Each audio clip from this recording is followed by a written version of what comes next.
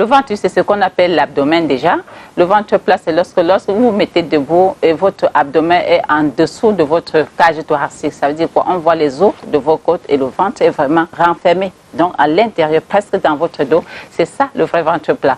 Les amateurs de sport vont vous dire le ventre plat, c'est avoir les plaquettes de chocolat. Ça veut dire que non seulement la platitude est là, mais c'est dessiné. On voit tous les muscles abdominaux. C'est ça le ventre plat. Pour avoir un ventre plat, ça se joue à 80% dans le plat, donc en cuisine, et 20% en salle de sport. Ce qui nous interpelle plus, c'est d'abord la cuisine. Qu'est-ce qu'il faut miser comme aliment? C'est premièrement les fruits et les légumes. Les fruits et les légumes, parce que ça nous apporte beaucoup d'eau et beaucoup de fibres, puisqu'il faut être bien hydraté. Mais il y a un problème, des personnes qui ont des problèmes gastriques ou bien le côlon irritable devraient consommer plus les légumes cuits. Il faut miser plus les légumes cuits parce que il y a des fibres insolubles dans les légumes crus qui peuvent créer des ballonnements et puis on n'aura pas atteint son effet ventre plat. L'autre aspect, c'est que les personnes doivent bien mâcher les aliments qu'ils vont consommer. Ça permet qu'il n'y ait pas des résidus d'aliments qui ne sont pas digérés, qui vont fermenter et créer également des ballonnements de ventre, des flatulences et on aura la bédaine qui va pousser. L'autre aspect, c'est les gaz. Le ventre aussi qui monte peut être dû à l'absorption de beaucoup de gaz ou bien la production des gaz dans le ventre. Soit si c'est la production, c'est qu'on a beaucoup de levure. Donc il faut gérer cet aspect levure et antifongique. Soit c'est parce qu'on avale beaucoup d'air lorsqu'on mâche la nourriture, ou bien lorsqu'on mâche des chewing-gums, ou encore qu'on prenne beaucoup de gaz dans les boissons gazeuses ou les boissons alcooliques. Donc à ce moment, il faudrait réduire ces apports gazeux-là pour pouvoir maintenir son ventre plat. L'autre aspect réside à quel moment je mange et quelles sont les combinaisons alimentaires que je fais. Donc le tout, c'est pas seulement les fruits et légumes, mais c'est également l'association. Il faut réduire les aliments gras, surtout les fritures, les charcuteries, parce que lorsque vous prenez les fritures, c'est les sucres lents plus graisse, ça retarde la vidange gastrique, ça ralentit la digestion et c'est fermenticide. Donc ça va ballonner le ventre. Ou encore, lorsque vous faites des combinaisons de fritures avec des fritures. Je prends l'exemple, le poulet pané avec les frites de plantain, par exemple de pommes, ça va ballonner. Ou bien les frites de plantain avec le ndolé qui est déjà aussi gras, ça va ballonner. Donc il faut éviter ces successions de gras. L'autre aspect également dans les combinaisons alimentaires, c'est savoir quand est-ce que je mange quoi.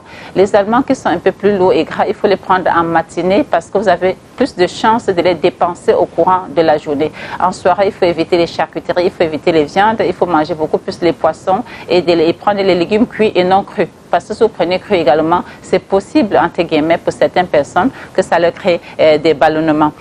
L'autre aspect réside également dans les boissons alcoolisées ou bien boissons gazeuses après les repas. Vous pouvez vous les permettre peut-être un peu de vin, mais ne pas dépasser 2 verres pour les hommes et 1 verre pour les femmes.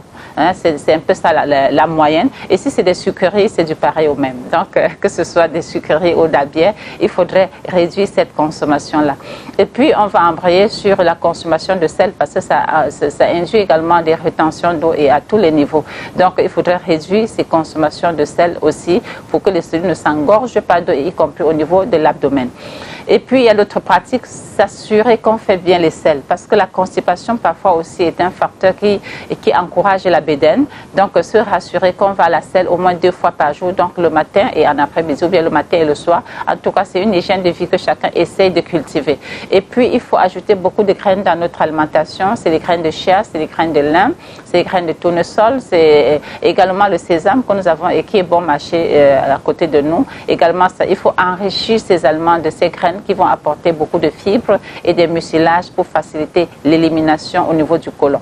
Parce que si nous éliminons bien au niveau du côlon, il n'y a pas de raison qu'on ait de gros ventre. Maintenant, l'aspect sportif, c'est un coach sportif qui va gérer. Il faut faire les abdos, tout simplement parce que ça va vous créer le muscle abdominal qui va empêcher que la graisse ne revienne occuper l'espace. Parce que la nature a horreur du vide.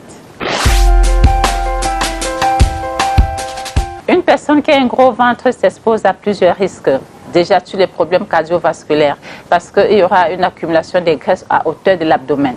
Alors, nous voyons qu'au niveau de l'abdomen, on a le cœur, on a le foie, on a les reins, on a des organes vitaux au niveau de l'abdomen. Ils peuvent être comprimés par la graisse et réduits de fonctionnement. Ils s'exposent donc à des stéatoses hépatiques, c'est-à-dire des inflammations du foie, des morts cellulaires au niveau du foie, le foie qui ne fonctionne plus très bien, étant entendu que le foie est un grand nettoyeur de l'organisme. À ce moment, vous allez accumuler beaucoup de déchets dans le corps et bonjour les maladies. Et également au niveau des reins, vous allez avoir des problèmes, les reins qui ne vont pas très bien fonctionner parce qu'il y a trop de toxines à dépurer. Et il y a au niveau cardiovasculaire, nous pouvons avoir des dysfonctionnements, des arythmies cardiaques qui sont dus à des excès de graisse au niveau de la graisse viscérale, quoi, la graisse qui enrobe tous ces organes au niveau de l'abdomen et qui va réduire le fonctionnement. Le cœur étant une pompe qui a besoin de pomper, les problèmes de contractilité vont être là, il y aura une arythmie cardiaque, il y aura même des problèmes hypertensifs qui pourront naître. On peut également avoir des problèmes respiratoires, hypoventilation alvéolaire, donc il y a le syndrome d'apnée, c'est-à-dire on ronfle déjà, mais en plus, en journée, on va somnoler, on parle de syndrome métabolique, on est fatigué inutilement, c'est ce à quoi s'expose le gros ventre. Le gros ventre également peut être lié à des cancers colorectals, par exemple le cancer de l'estomac aussi, et aussi peut naître des problèmes d'acidité et même des problèmes gastriques. Donc vraiment, en gros, avoir le ventre, c'est le super arsenal de plusieurs maladies.